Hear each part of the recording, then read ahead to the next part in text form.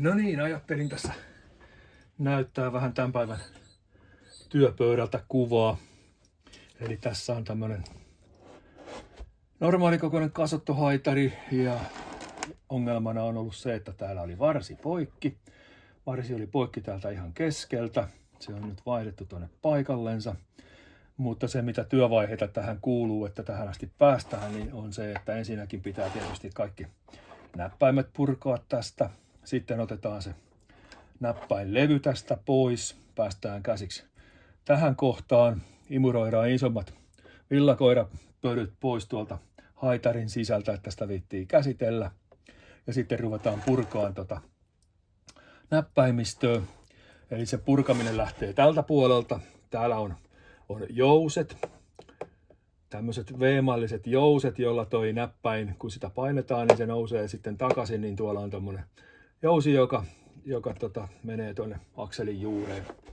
Näytän kohta vielä vähän tarkemmin sen paikan sieltä.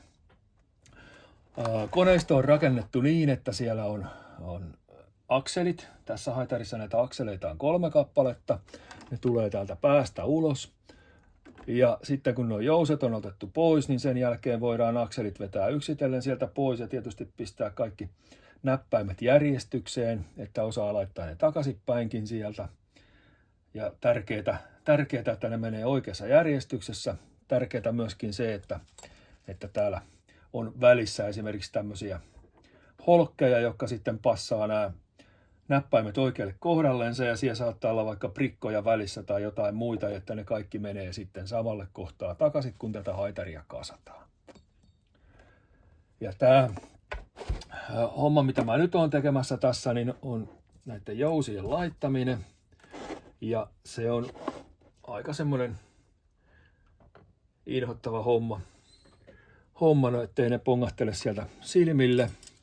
Näytetään vielä tässä tuo poikki mennyt varsi, eli tässä se on korjattu versio siitä varresta, poikkinainen versio siitä varresta, eli tuossa näkyy tuo kulma, mistä se on mennyt poikki.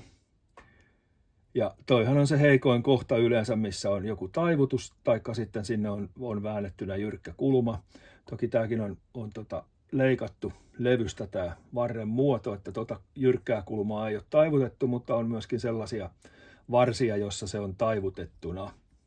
Ja tuosta kohtaa lähtee sitten, noista reistä lähtee toi pieni poikkitappi, joka menee sitten sinne kasottokammion puolelle, missä se läppä on siellä. Ja täällä päässä on sitten se läppä tuossa, mikä on sitten näkyvissä tuossa maestron suoralla puolella. Tämän näköinen se on, ja alumiinillahan on semmoinen taipumus tai ominaisuus, että se taipuu kyllä, ja sitä voi taivuttaa periaatteessa yhden kerran yhteen suuntaan. Ja joka kerta kun sitä taivutetaan takaisinpäin siitä samasta taivutuskohdastaan, niin se alumiini sisältäpäin alkaa murtumaan ja heikkenee. Ja näissä varsissahan se on aikamoinen ongelma, kun katsoo tässäkin, että minkälaisia taivutuksia tänne on tehty, jotta tämä saadaan meneen tänne näppäimistö paikallensa, niin niitä on varmasti taivuteltu edes takaisin, että saadaan nämä mutkat tänne kuntoon. Ja siellä näkyy aika rajuja pihdinjälkiä tuolla noissa tuolla on puristuspihdeillä puristeltu siitä ja taivutettu alumiinia. Ja sitten tietysti kaikki niitinreijät, kun porataan sinne, niin ne heikentää tätä. Eli ei mikään järin luja rakennelma. Yllättävän vähän näitä varsia kuitenkin menee poikki. Mutta kyllä niitä aina silloin tällöin menee, ja yleensä ne varret on sitten, joko ne on täältä ihan reunasta, missä on jyrkimmät mutkat täällä taivutettuna, tai sitten jostain ihan tästä keskialueelta, niin kuin tässäkin tapauksessa. Eli tässä on se poikkinainen varsi, mikä nyt on tänne tehty uusiksi. Siellä on jo jousi alla, ja tuohon tulee sitten vielä läppä tuohon perään.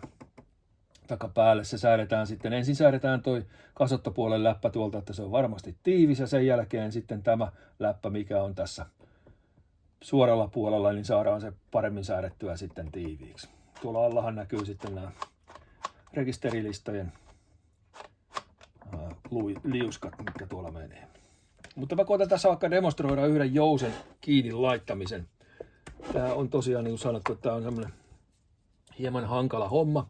Eli jousihan on tämän näköinen, että siellä on toisessa päässä on tämmönen väkänen, joka menee tuohon varressa olevaan reikään. Sitten siellä on tää itse jousi, millä säädetään tää voimakkuus, ja sitten on vielä tää suora osa, joka tulee sitten tässä haitarissa tätä ruskeata levyä vasten.